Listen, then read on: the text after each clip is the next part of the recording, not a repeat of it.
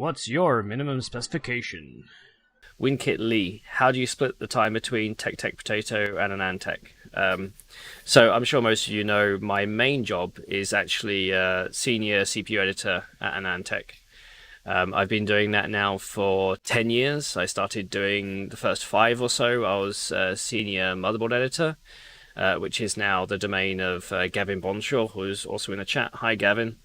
But for the last 5 years, I've been taking over all the CPU stuff. I also help manage the staff, write some of the news, do a lot of the editing. It's really fun, but that's my day job. That's what pays the bills.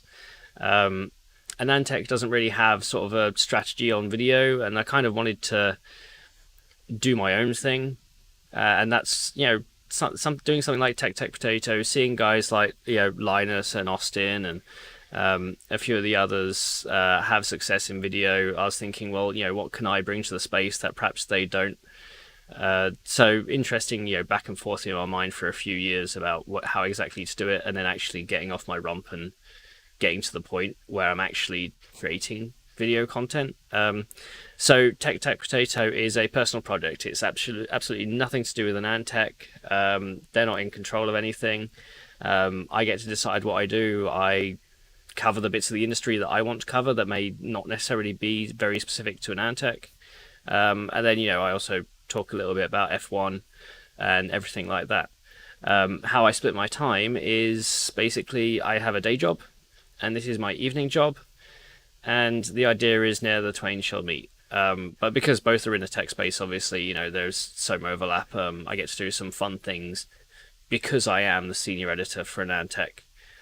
Which do spill over into my channel, talking about fun things. And if you saw the video with the Magnetar, Amari Magnetar system with the overclocked 643990X, that's obviously an AnandTech first article.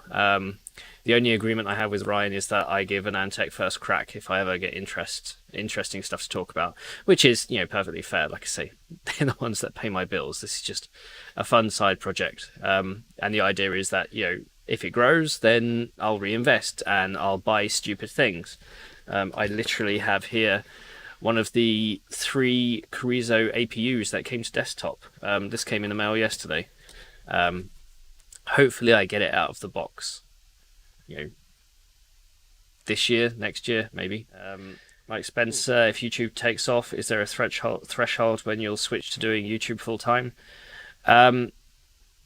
I haven't thought that far ahead. I'm just taking it one day as it comes. I really, really do love my job at AnandTech. For a journalist, I'm nicely paid. I get to travel in a normal year. I travel about 200,000 miles a year. And doing written content kind of enables you to do that a bit more than perhaps doing video if you're always attached to video editing software. I haven't even considered outsourcing video software, video editing to somebody else yet. I'm just doing what I love for the time being. Enough. Where do you see yourself taking the channel as it grows more? I have no clue. I have a document which is basically my ideas list, and I have several unfinished scripts, and I have plenty of ideas, like I said, with the Lakefield stuff. And in my mind is a combination of what I want to do and what I want to do to grow the channel. And I just want to see where it takes me. I kind of don't want to think beyond, the next engagement.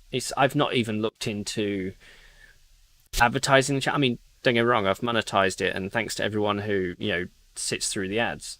But I haven't looked into doing pre-roll ads or post-roll ads or sponsored content or that, and how that would work with AnandTech. It's an interesting dynamic, worth exploring. I haven't explored it yet.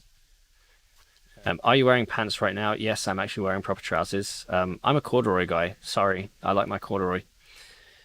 You never gave us a write-up on accurate wafer prices. I know.